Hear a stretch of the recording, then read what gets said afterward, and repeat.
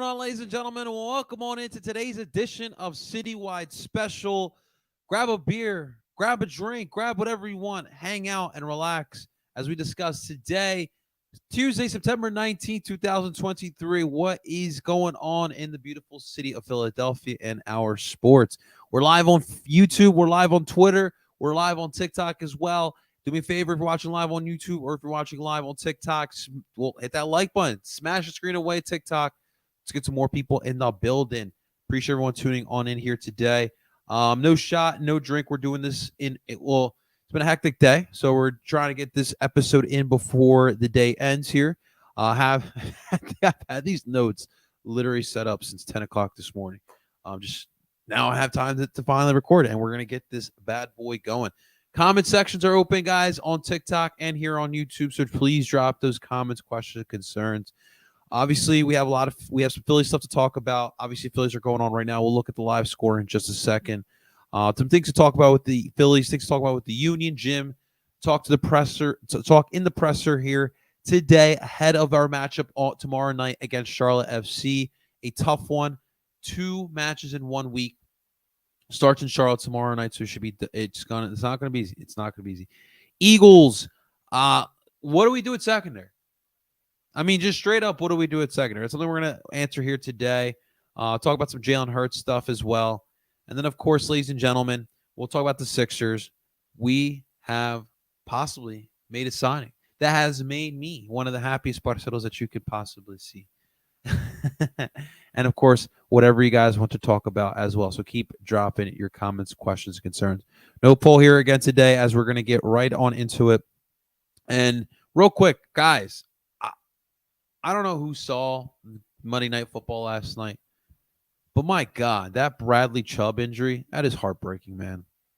Nick Chubb, I'm sorry, not Bradley Chubb. Bradley Chubb, what does he play for the Dolphins now? Nick Chubb yesterday, that was heartbreaking. It was disgusting to see. Obviously they weren't able to show the replay on TV, which they probably, honestly, I'm curious how you guys feel about that because I feel like as long as you give the heads up, I don't see the problem with showing replay. I mean, it happened. I mean, people can literally fast forward and look at the play again. But that's truly heartbreaking. And of course, it doesn't help the argument here. At least my argument that the NFL should not be playing on turf fields because yesterday's injury happened on grass. So that kind of hurts my argument there. But these injuries suck. They happen. Obviously, you see it more so in basketball and in football. Keep Chubb in your thoughts and prayers, and hopefully it's a speedy recovery as best as possible. But he's more likely out for the season. Deshaun Watson, can we get this man out of the league? Honestly, I really don't doubt what happened last year happened. I don't doubt those allegations. He hasn't really done a great job of trying to help his image. You can say you don't care all you want, but at the end of the day, I mean, we know you care. And he really has not been worth the contract that he got. And if you're the Browns, here you go again. This organization has yet to find a starting quarterback since returning back to Cleveland. And they thought Baker Mayfield was the guy. He wins them a Super Bowl. He wins them a playoff game. They wish he won them a Super Bowl. He wins them a playoff game, and then that's it. That's all she wrote for Baker Mayfield's career in Cleveland. Now they got Deshaun Watson. It's just an absolute mess. He obviously has the inappropriate play with the face mask suspension possibly coming here. But it's just hilarious where Deshaun Watson's career is kind of heading to. So it is freaking ridiculous. Let's talk about the Phils here, as Marsh is obviously watching right now. We'll get to that in just a second, but I've been dying to talk about this game because last night the Phillies beat the Braves 7-1, and obviously after last week's debacle where the Braves take 3 or 4, win the division on our own fucking field, we already debated that. We talked about it. At the end of the day, I didn't see anything wrong with what the Phils did. I think what the Phils did by not winning the division or making it an actual series, or at least avoiding the Braves to win on your field, is their Phillies' own fault. That's just kind of how I view it there. But yesterday, Zach Wheeler looks great. He's playoff ready. Mr. Wheeler is as he goes 6 innings deep and he only allowed 3 hits. He had 5 Ks. Um, Obviously, Albie starts off with the homer, but Wheeler did a great job of ending it, and he looked fantastic. He had a solid inning by Gregory Soto, solid inning by Strom. Dylan Covey closes it out. I really don't know what to make of Covey, man. I really don't know what to make of him, man. Him and Hoffman, I don't know what to make of them. I do feel a little bit has to do that they are a little bit lucky with the time of the season that it is, with it being at the end. But we'll see if they can carry that magic on into the playoffs. And the bats right now are looking good. I mean, Schwarber is on a ridiculous pace right now. Top of your order, they're back. They're straight up back with Schwarber, Turner, and Bryce Harper finally hitting, and they're all looking in sync, and everything is kind of falling in place. Even JT freaking Real Muto got a homer yesterday as well, and it was a lot of fun. Everyone got involved, and it's weird because last night there were people who viewed this game and thought highly of it. And then there was Phillies fans who just wanted to be negative and just kind of write off the win. I think at the end of the day, yesterday the Phillies went in there looking to set the tone, set the message. They had that sour taste in their mouth from last week all the way into this week. And the Phillies were able to take it out on the Braves here yesterday. So you're hoping now the hope is that you turn back around and you play good again, because what's going to happen when you beat the Braves the way you did, and then the next game you're going to come out flat? Well, that's kind of what's going on right now. Phillies down 3-0. Spencer Strider on the mound. Everyone who wanted Christopher Sanchez, he went 4 innings today. He did allow 7 hits, and those 3 earned runs as well with only 2 strikeouts. So this is, and we'll get to that in a second about Christopher Sanchez, but so far for the Braves, Spencer Strider lights out in 5 innings, only allowing 1 hit. A lot of debate about what should be the starting rotation going into the playoffs. And I really still am leaning more towards Taijuan Walker. You brought him in here for a reason, and I think Christopher Sanchez had a really good game, but Taijuan Walker was not brought in here to be a relief pitcher. Taijuan Walker was brought in here to start. And I think you're talking about a 4th starter. I'm going with him. Christopher Sanchez does seem a little bit like a gamble, which I know this team at gambles do work. But I think it's going to have to be a wait-and-see type of situation. Obviously, you can change it up come playoff time. But I think for right now, Taijuan's that 4th starter. And Christopher Sanchez, obviously, today got brought back down a little bit to earth here. Lorenzen in the game right now for the Phils. And that's another one. Again, who knows what to actually think of when it comes to Michael Lorenzen. Phillies offense kryptonite is solid pitching. I mean, dude, we've gotten the best of Spencer Strider, Martian. I mean, let's be honest. We've gotten the best Spencer Strider, especially that playoff game last year. So can't always get Spencer Strider there. Johan Rojas got his first home run. He has solidified himself as the starting center fielder for your Philadelphia Phillies. His glove is the best. And if he can get you anything, even yesterday, it's fantastic. Anything you get from the bat from Johan Rojas is humongous. It truly is. So we'll see how this game plays out. We will break it down tomorrow. But for right now with this Phillies team, close out the wild card. Lock yourself up that number 1 wild card spot. Obviously, get through this week. It's going to be a tough one. You have today. You have tomorrow with the Braves. And then you start the 4-game set with the Mets starting on Thursday. So just get the job done here, this series with the Braves, man. Get the series win. Get the series. And the Braves are still fighting for that 1 seed. All right. The Braves still are here to play. Clearly, they came to play here today. And, in September in Atlanta, they get rowdy down there for the Braves. So we shall see, man. Now, McGlynn, we're not doing tomorrow is Wednesday night watch along, not today. Tomorrow we will be recording live during the Union match. So Wednesday night watch along will be for the Union. But it's citywide special, man. We're talking some Phils, man. Well, yeah, we're gonna get to Charlotte in just a second here. But yeah, Phillies right now. Let me see if I get another score update. If any changes, Still no changes. Still a 3-0 ball game here in the bottom of the 5th inning. But real quick, I want to go into the Union. Speaking of McGlynn Mania, I know he wants to talk to you about the Junion. So we're going to look at some of the notes and news and notes of today's presser. Jim Curtin was live today for the presser. We're going to look at Philadelphia soccer right now. Obviously talking about Charlotte, mentioning how it's a team that presents some challenges. It's not a team that obviously has been dominating. They're still in the outside looking in, but anytime you play Charlotte, especially in Charlotte, is it Bank of America still?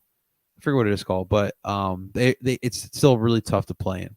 Chris starts off by talking about the turf field situation down in Charlotte. Obviously, Charlotte FC play where the Panthers play, so turf field is a factor here.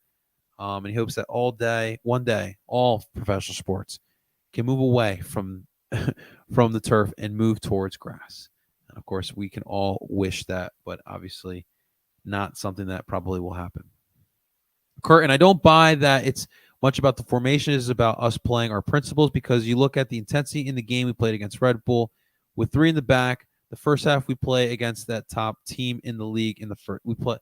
So I guess Jim was saying in the first half of that match, playing like they were the top team in the East. I agree with that to a certain extent. I don't know what it is. I think it's because the team is just so used to playing in that diamond. But so far, the attack in general looks much more fluid, and probably because when they're going to the counterattack, that compact midfield, once they win the ball, pew, they're just booking it, and they're finding those open passes there.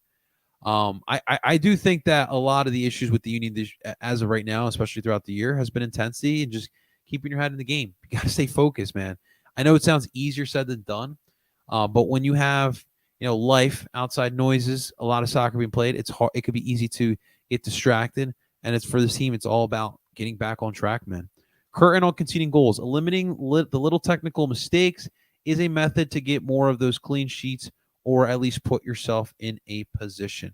Yeah, putting yourself in a bad spot and allowing teams to score goals, that now puts you in a deficit, and this team does not do well bouncing back. Now, obviously, against Cincinnati, being up and then blowing that lead is something uncharacteristic, and so that's something I don't fully expect to continue happening here for the Union. But we have to have some freshness in the team. I'm sorry. Curtin says you don't value one set of 3 points over another, but at the same time, we need to be rotation for Wednesday. We have to have some freshness in the team. I don't know how you do it, man. I straight up don't know how they do that, because one thing we have talked about is the lack of depth on this team this year, and so where's the freshness going to come from? Now, Ty Barribo, someone that you could potentially see out there this match tomorrow. Now, for Ty, obviously we don't know a lot about him. We just generally don't, because we haven't seen a lot of him. That's someone you would hope that can get a lot of minutes, especially as a forward, because that's the plan. The potential Carranza replacement. In the midfield, Flock is injured. That's a bummer. Ali should be back here. We'll see what his role is in this match.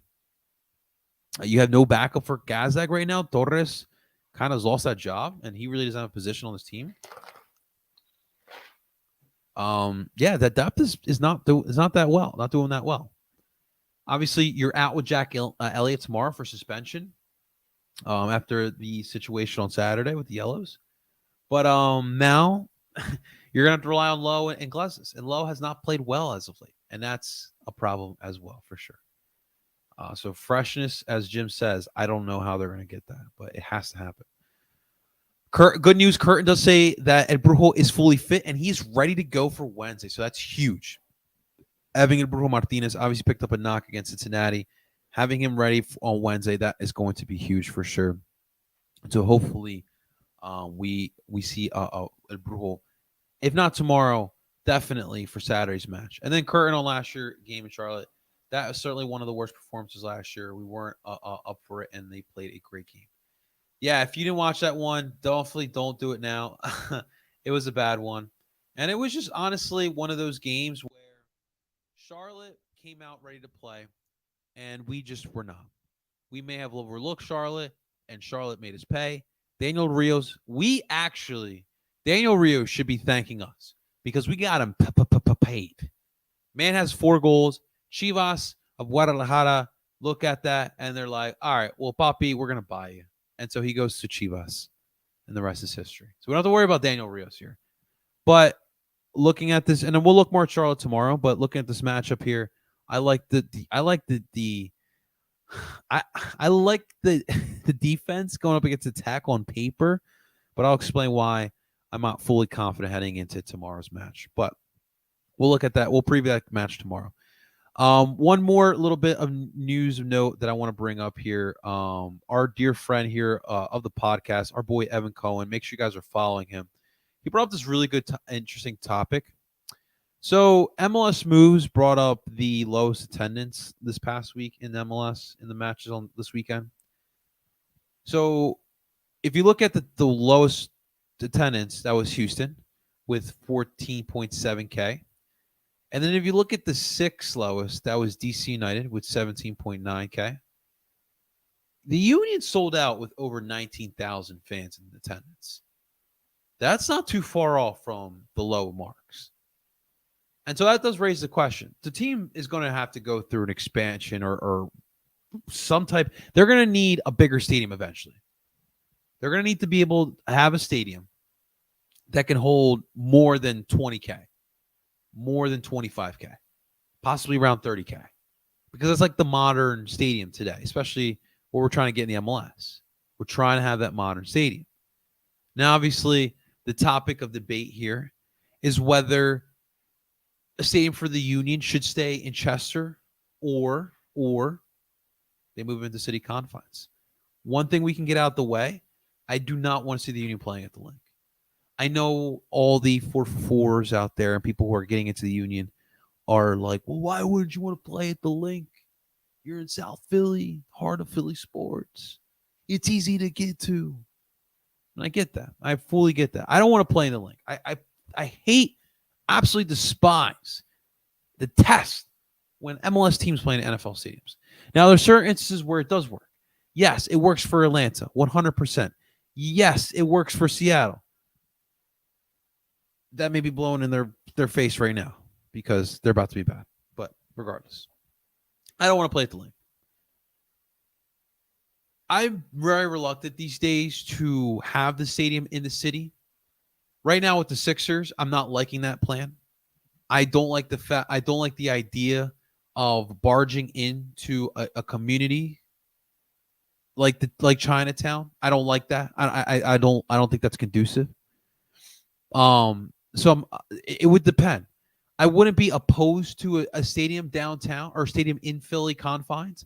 It has to make sense. It has to make sense. Chester makes sense, unfortunately, because we've built something. We've built something special. It's taken, 13 years now? But it is something special. And if you haven't witnessed it, I would highly recommend you going down there and witnessing it because it is truly something special. And they're building it up. They're obviously building the grounds. They're making the whole academy go down there as well. It's going to be legit. It's going to feel like a Euro team. I think I'm leaning more toward just expanding Subaru Park, adding some more seats to it, maybe adding a second deck, a legit second deck.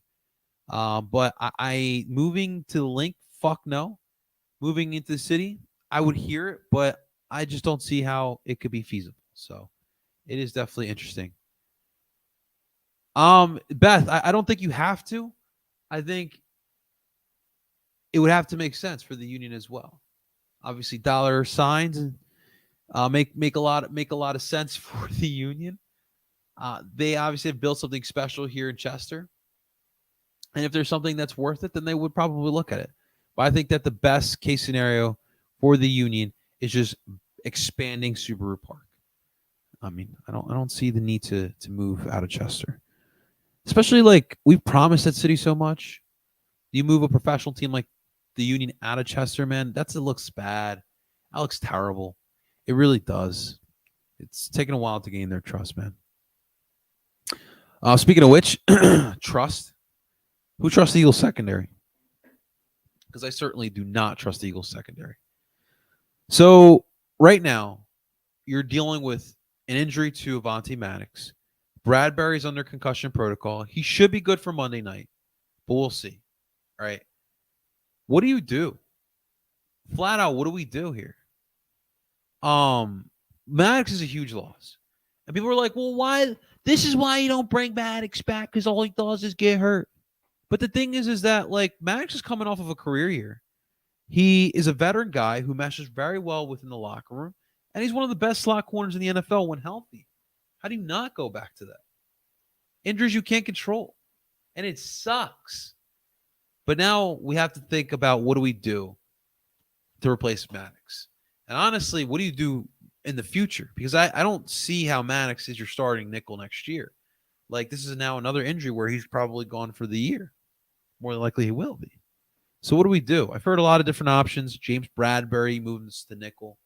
I heard the report that they were looking at Will Jackson the third, who's coming off of a stint with the football team, the Commanders. He's an NFL veteran journeyman, bouncing around through team to team. Cincinnati, Pittsburgh, Washington. He's been all over the East Coast. Of course, a lot of Eagles fans bringing up Strap. Want to see Strap? Obviously, Cravon LeBlanc's had a big fan base here in Philadelphia. I think they need to bring a body for sure. I think it needs to be a veteran body. And I have to look fully at the list of guys out there, but none of those options really make me excited. And Goodrich also concerns me. He cannot play that nickel cornerback position. And it's going to be an early challenge and struggle here for Sean Desai. Now, kudos to the defense last week against Minnesota. The D line got after Kirk Cousins, and that really affected the game. They held that rushing attack down for Minnesota too. And so the D line really stepped up in a big way. And they're gonna have to continue doing that because they're gonna have to alleviate pressure off the back seven. And Zach Onam was all over the field. I thought he looked really good. Um, who else am I thinking of? Obviously Justin Evans had a pretty good game, a good bounce back, especially on special teams. And of course you still have Darius Slay, who's an all-pro corner for sure. But some of these young corners could help to step up. Having Reed Blankenship come back will help as well, and then a healthy James Bradbury. Obviously, the Bucks passing attack is pretty lethal. I mean, OJ Howard, Mike Evans, Chris Godwin. It's pretty legitimate weapons here, and Baker Mayfield. I know Baker Mayfield's not a Hall of Famer. He's not a Pro Bowler, but he's a solid quarterback, and he can get the ball out. And it's going to be interesting to see. Jalen Hurts has been getting a lot of talk as well over the first 2 weeks. And after watching JT Sullivan's Pat QB was it the QB class, or what's he called, the QB analysis? QB school. The QB school. I feel good. I feel fine. I think the problems with the offense is just a mixture of everything. I think the play calling was lacking. You saw once the running game got implemented how that opened up everything. I think that Jalen does seem a little bit step off. Even like running the ball, he does look a little bit off. And it is a little bit of a concern because Bucks, Todd Bowles, we know very well, playoffs a couple years ago, had a good game plan against Jalen Hurts, especially trying to eliminate those running lanes. Justin Fields was not able to kill the Bucks on the ground. The Bucks have extremely athletic linebackers, probably one of the best groups in the NFL as far as linebacker groups go. And that's what allows Todd Bowles to call the game plan that he does. So it's going to be interesting, the game plan that does get put together. Obviously, you're going to have to run the ball again, especially when you're going to be at home. But I think this matchup is going to be interesting because this is going to be the best defense that the Eagles have faced in 2023. And we'll see how they answer to it. Obviously, A.J. Brown, after the rant on last Thursday, he seems to have said his apologies, and he looks like he's ready to go. And he wants to prove that, why he was upset. Just feels like it's his time to shine. Where he feels as if that, he's wide receiver one. He should be getting more looks. And I guess. I don't get it. When you're winning, I get happy. I mean, I don't know. That's just me. I'm not a wide NFL wide receiver.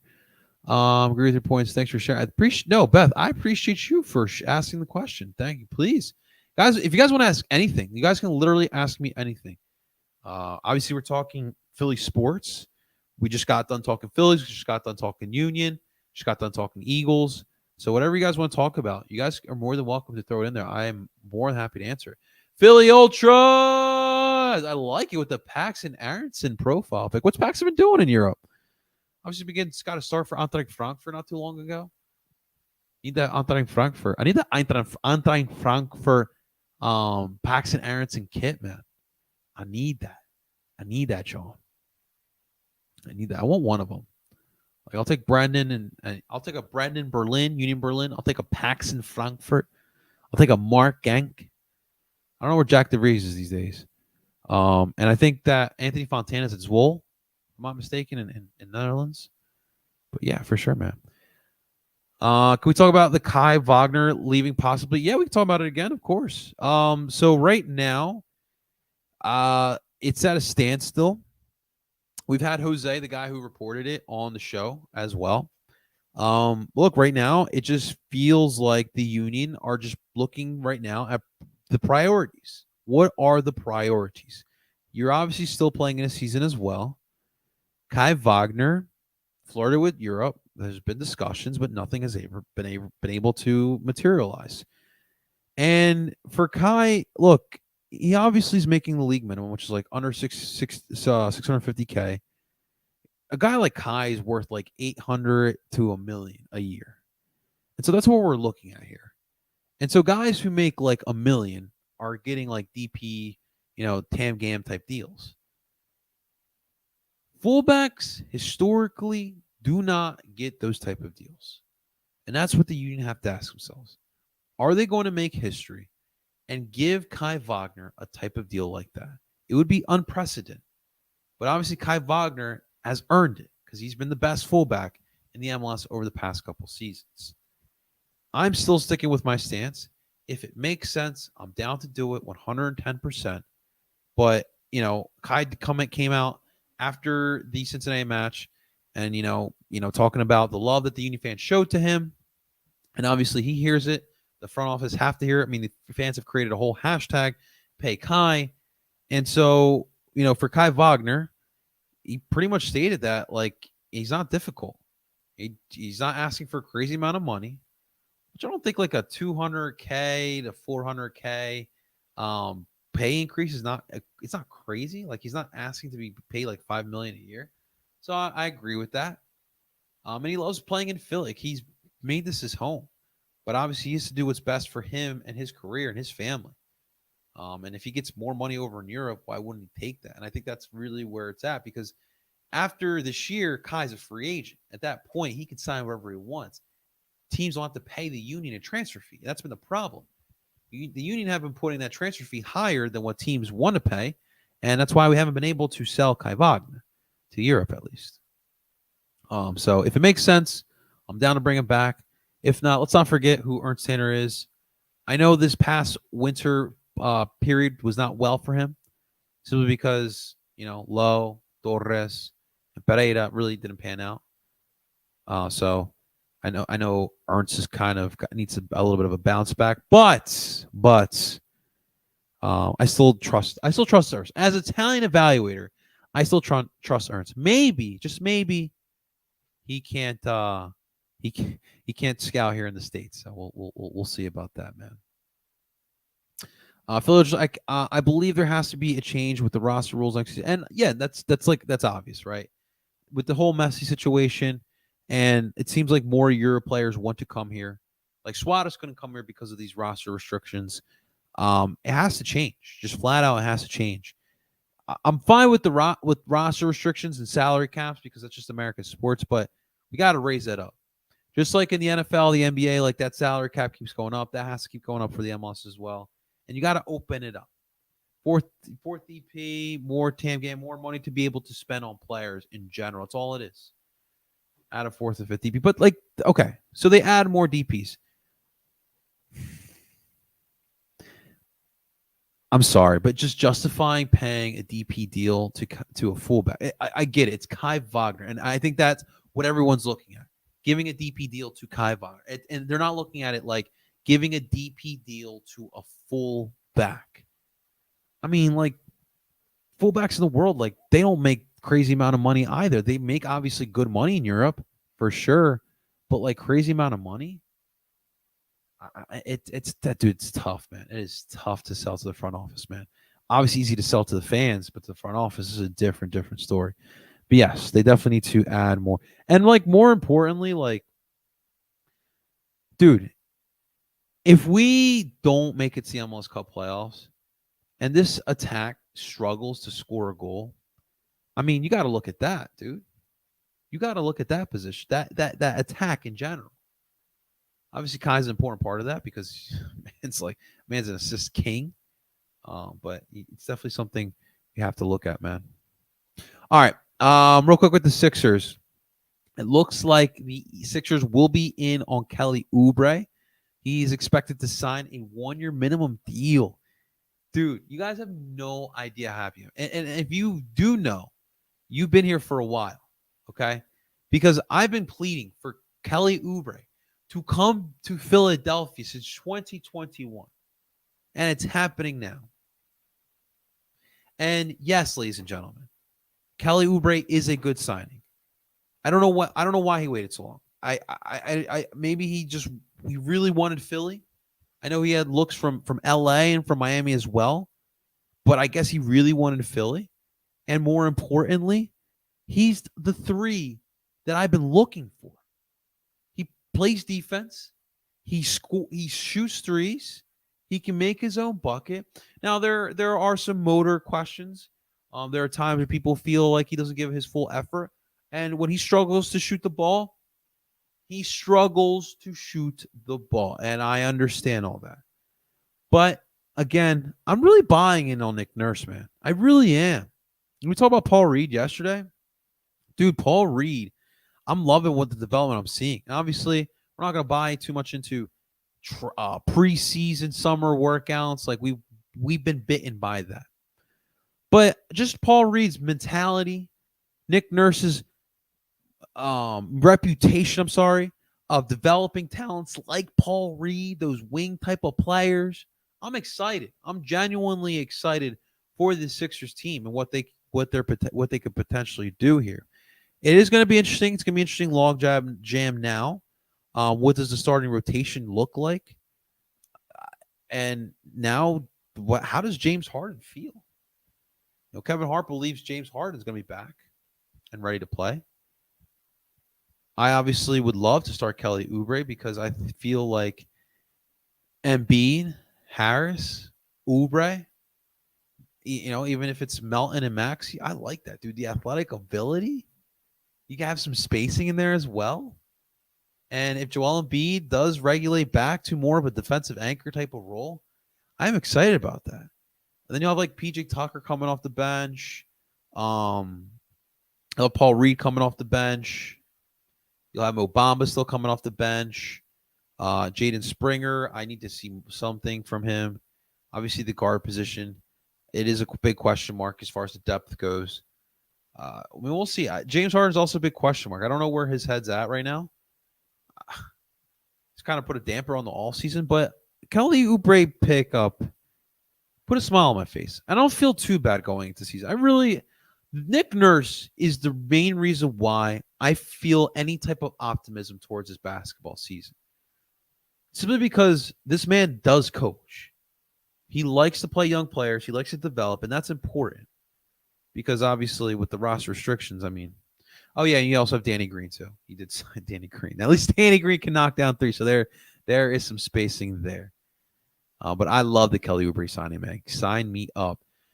Bring back Corey Burke. I don't think you can do that. I think he's still under contract with the Red Bull. And let the man get paid. We're obviously not going to pay Corey Burke. So let the man get paid, man. We got to move forward, not back. We got to find the next Corey Burke. But yes, missing Corey Burke has been huge because coming off the bench has been Chris Donovan and Quinn Sullivan, and they're not providing the same production or the same thing that Corey Burke gave to you coming off the bench. Taiwo Ariwo, we'll see. Obviously, not a lot of groundwork to kind of go off of. But for sure, love to see some more, man. I'm hopeful that there are some academy kids who can step up and some dudes who have future. I mean, that's literally everybody, man. Everybody's on the same boat there. And I mean, dude, this academy hasn't really given us much since Jack McGlynn. I'm not gonna lie to you. There was a point like for 2, 3 seasons where guys were coming up and giving minutes. You know, Mark McKenzie, Austin Trusty, and then you moved on to Fontana, Brendan Aronson, McGlynn, Sullivan, and Paxton. I mean, this year, Nelson Pierre came up and he hasn't seen the field. He's a forward, so it makes it a little bit more difficult. It's a position that requires a lot of technicality, but you haven't been able to see that, man. For sure, man. For sure, we'll see. I'm hoping that Ernst goes back to stomping grounds and goes back to scouting around the world, because the MLS market kind of bit him in the ass. Not gonna lie, I don't think it's fully his fault. I just think guys were able to adapt. I think the Union saw a skill set and thought they could fit, but these guys just couldn't adapt. Whether it be Pereira's lack of defensive ability, Damian Lowe's consistency, or Joaquin Torres just thinking he's Lionel Messi every single time he fucking touches the ball. Rafael seems good, but not good enough to get backup minutes. Now we'll see next year because this is like his first full year on the senior team. But obviously it's a position that was up for grabs because of Joaquin Torres. But yes, he's a physical guy, and I like what he's done with Union too. All right, we'll be back again tomorrow, guys, for more citywide special. Tomorrow, reminder as well, is Wednesday night watch along. We're going to be live for Union versus Charlotte, so make sure you guys stay tuned for that one as well. Thank you so much for watching, guys. I truly appreciate it. Make sure you guys hit that like button, subscribe for more Philly sports. Find us wherever you stream podcasts. Until next time, ladies and gentlemen, I go by the name El Parcero Philly, and you mother